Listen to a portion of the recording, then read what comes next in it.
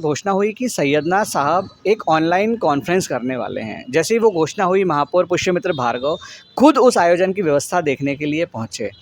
बताया गया कि लाखों करोड़ों अनुयायी उस आयोजन में शरीक होंगे।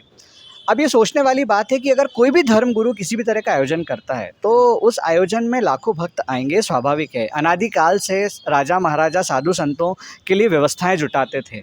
ज़्यादा से ज़्यादा भक्त आते हैं, यज्ञ होते हैं, आहुति दी जाती है, हवन होते हैं, तो राज्य में एक शांति व्यवस्था और राज्य की खुशहाली के लिए प्रार्थनाएं की जाती हैं।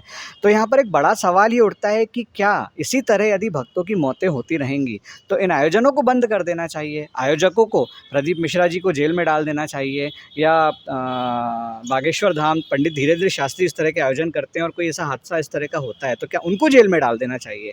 सवाल यहाँ पर वाजिब ये है कि इन सभी आयोजनों की व्यवस्था करने की जिम्मेदारी किसकी है। वो जिम्मेदारी सरकार की है, वो प्रशासन की है, और उन्हें ये व्यवस्था करना चाहिए कि इस तरह के आयोजन हो ताकि धर्म का ज़्यादा से ज़्यादा प्रचार प्रसार हो, धार्मिक बातों का प्रचार प्रसार हो, लाखों करोड़ों भक्त उसमें शामिल हो सकें और राज्य का भला हो सके। बागेश्वर धाम में जो 7 भक्तों की अभी मृत्यु हुई है, इसके पहले भी वहाँ पर हादसे हुए और देश भर में धार्मिक आयोजनों में इस तरह के हादसे हो रहे हैं। लेकिन इसमें कई एंगल पे हमें सोचना होगा। क्या साधु संतों को कथाएं करना छोड़ देना चाहिए?